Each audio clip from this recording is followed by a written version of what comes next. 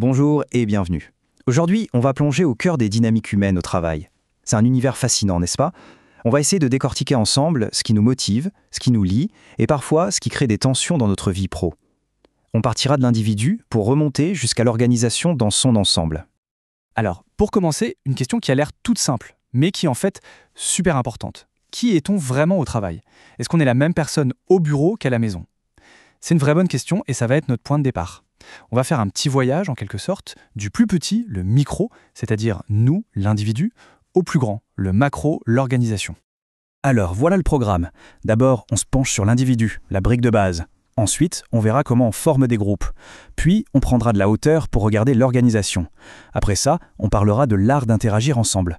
Et pour finir, on explorera ce qui nous motive et ce qui crée des frictions. C'est parti pour la première étape. Pour vraiment comprendre ce qui se passe au bureau, tout commence par soi. Il faut d'abord se comprendre soi-même. C'est la clé. Tout découle de notre personnalité, de nos émotions et, chose très importante, de la façon dont on perçoit le monde qui nous entoure. Alors, la personnalité, ce n'est pas tout noir ou tout blanc, c'est plutôt comme un curseur, on se trouve tous quelque part entre ces extrêmes. Prenez l'exemple d'une personne extravertie, elle va se recharger en énergie au contact des autres, dans les réunions. À l'inverse, quelqu'un d'introverti aura besoin de moments de calme pour se concentrer. Et bien sûr, ces tendances-là, elles influencent énormément notre façon de réagir et d'interagir tous les jours. Ensuite, parlons des émotions. Ah, les émotions. On les ressent tous, c'est universel. La joie d'un projet qui réussit, la surprise d'une annonce inattendue, la colère face à une injustice. Le bureau, c'est une vraie scène de théâtre émotionnel. Et l'idée, ce n'est surtout pas de les cacher ou de les ignorer. Non, la clé, c'est d'apprendre à les identifier et à les gérer. C'est ça qui permet de garder son sang-froid, même quand ça chauffe un peu.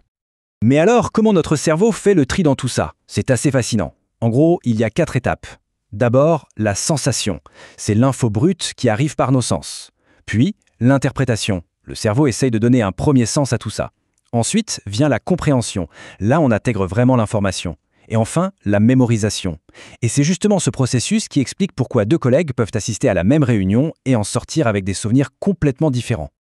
Ok, on a vu l'individu. Maintenant, montons d'un cran. Parce qu'au travail, on n'est jamais vraiment seul. On fait tous partie de groupes, que ce soit notre équipe officielle ou le petit groupe de la pause café. Alors, comment est-ce que ces liens se tissent et comment on y trouve sa place? C'est ce qu'on va voir maintenant. Alors, un groupe au travail, c'est quoi au juste? Attention, ce n'est pas simplement des gens qui partagent le même bureau. Non. Un vrai groupe, c'est un ensemble de personnes qui interagissent, qui ont un but commun, par exemple, finir un projet ensemble. Et surtout, qui suivent des règles communes, qu'elles soient écrites ou pas. C'est tout ça qui fait qu'on passe d'une simple addition d'individus à une véritable équipe soudée. Et là, il y a une petite distinction intéressante à faire. D'un côté, il y a le groupe d'appartenance. C'est simple, c'est l'équipe dans laquelle on est, notre service, c'est factuel. Mais de l'autre, il y a le groupe de référence. Et ça, c'est plus subtil. C'est le groupe auquel on aimerait appartenir, celui qui nous inspire. Ça peut être le top management ou des experts reconnus. On va copier leurs attitudes, leurs valeurs, même si on n'en fait pas partie. C'est une sorte de modèle. Et dans chaque groupe, il y a 2 choses super importantes qui organisent tout, le statut et le rôle. Le statut, c'est notre position, chef de projet, stagiaire, expert technique. Et le rôle, c'est ce qu'on attend de nous, à cause de ce statut. On attend d'un chef qu'il guide et d'un stagiaire qu'il pose des questions. C'est un peu comme une pièce de théâtre. Comprendre son rôle et celui des autres, c'est la base pour que tout se passe bien. Allez, on dézoome encore un peu plus. On a vu l'individu, puis le groupe.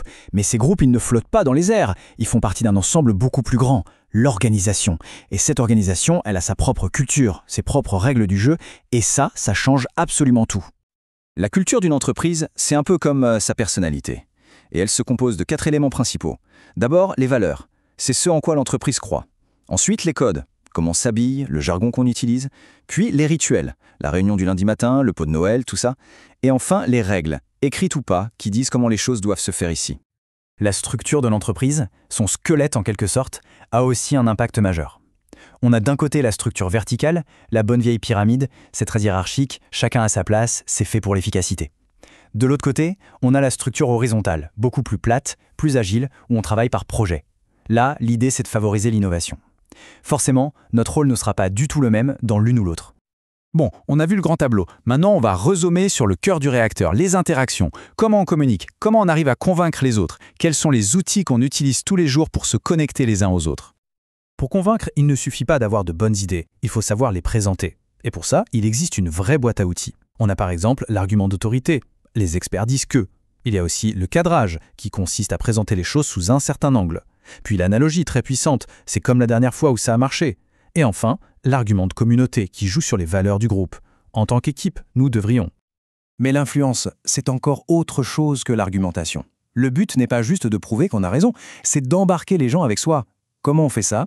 Eh bien, on peut jouer sur 3 registres. La logique pure, avec des chiffres, des faits. Le sentiment d'appartenance, c'est une victoire pour toute l'équipe. Ou alors, on peut toucher la corde sensible, faire appel aux émotions de son interlocuteur. Et dans une entreprise, il y a en fait 2 mondes qui coexistent. D'un côté, le monde formel, officiel, l'organigramme, les réunions planifiées, les entretiens annuels, c'est la structure visible. Mais il y a aussi le monde informel, celui de la machine à café, des déjeuners entre collègues. Et ce réseau-là, il est tout aussi important, voire plus. C'est souvent là que l'info circule le plus vite et que les vrais liens se créent. C'est le ciment invisible de l'entreprise. On arrive à notre dernière partie, la mécanique interne en quelque sorte. On va parler de ce qui nous met en mouvement, notre carburant, la motivation. Et puis on parlera aussi de ce qui peut nous freiner, des grains de sable dans l'engrenage, les conflits. Alors la motivation, qu'est-ce qui nous fait avancer? En gros, il y a 2 types de carburant. D'abord, le carburant interne, c'est ce qui vient de nous, le plaisir de faire un travail qu'on aime, la fierté d'acquérir une nouvelle compétence. Et puis, il y a le carburant externe, celui que l'entreprise nous donne. Le salaire évidemment, mais aussi la reconnaissance d'un manager, de bonnes conditions de travail. Et pour que le moteur tourne bien sur le long terme, il faut un bon mélange des 2. Évidemment, qui dit interaction humaine dit potentiel conflit. Ça arrive, c'est normal. L'important, c'est de savoir comment les gérer. Il y a une méthode en 4 temps. D'abord, bien identifier le vrai problème, pas juste les symptômes. Deuxièmement, hyper important, rester neutre et objectif. Troisième étape, vraiment écouter les 2 parties. Et faire preuve de leadership pour calmer le jeu. Et enfin, le but, c'est de trouver un terrain d'entente, une solution où tout le monde se sent respecté. Voilà, on a fait le tour. On est parti de l'individu pour arriver à l'organisation tout entière, en passant par les groupes et les interactions. On a vu toutes les pièces du puzzle. La personnalité, la culture, la motivation. Comprendre tout ça, c'est déjà un pas de géant. Alors la question qui reste, c'est, maintenant qu'on a toutes ces pièces en main, qu'est-ce qu'on en fait? Comment on peut s'en servir, chacun à son niveau, pour bâtir des relations de travail plus saines et plus constructives?